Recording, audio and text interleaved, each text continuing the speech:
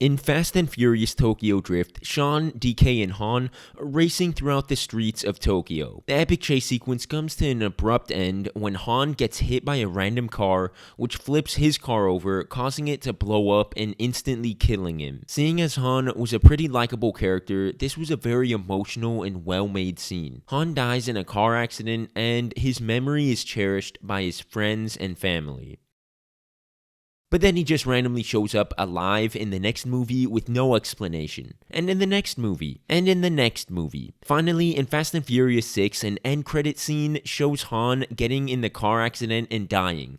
Again. But wait. There's a twist this time. This time, the car that hit Han was actually Deckard Shaw intentionally hitting Han in order to get revenge on Dom for hospitalizing his brother Owen Shaw. So let me just get all of this straight really quick. Deckard Shaw found out where Han went, followed him to Tokyo, somehow knew that he was going to get into a random chase with Sean and the Drift King at this exact moment and knew exactly where in the city they were going to end up, used the police radio to accurately time when Han would drive into the intersection, rammed his car into Han, then not only emerged from the car accident completely unscathed, but would just walk out into the crowd and disappear. I'm sorry, dude, but that just don't make no sense. So now they took this scene that was one of the better scenes from the movie it was in, tried to readjust it to make sense of why Han just randomly shows back up in the series with no explanation, and in the process just made the scene convoluted and completely illogical. And that's how the scene would stay.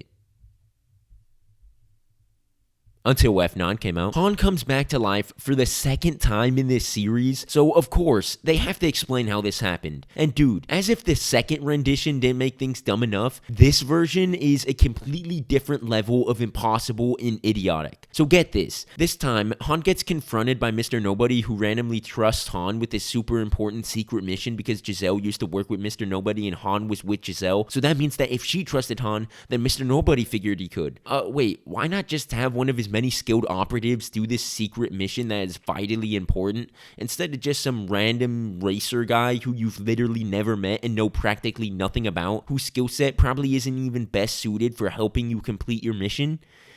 Yeah, Mr. Nobody is pretty stupid. Anyways, Mr. Nobody has Han steal this super important technology, but then Han has to end up taking care of this little girl because her DNA is the only thing that can unlock this program. Afterwards, Mr. Nobody informs Han that Deckard Shaw was going after Dom and his team, so they decide to utilize this to their advantage and fake Han's death so that he could better hide from the people who want him dead. The amount of plot holes, logical fallacies, and just pure stupidity that arises from this version of the scene really is unbelievable. So let's take a closer look at it. If Han was supposedly taking care of this little girl the whole time he was in Tokyo, then why does she never get mentioned or show up in the movie Tokyo Drift? Han is literally always seen out and about, spending a vast amount of time teaching Sean how to drift. So while he's doing all of this, who's taking care of that little girl? Secondly, if Mr. Nobody could just track Shaw and all of his movements right down to knowing exactly how he was going to try to kill Han, then why did he need God's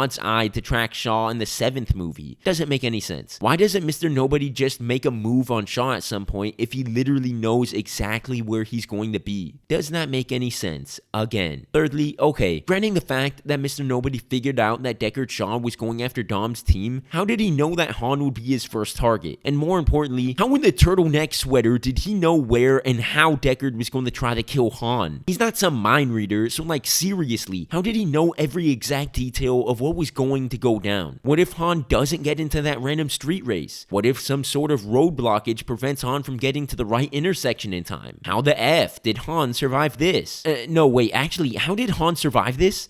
Movie, what's your ingenious explanation for how Han survived this? But you got killed in a car crash, Han. Mr. Nobody had a way of making things look real. Yeah, screw you, movie.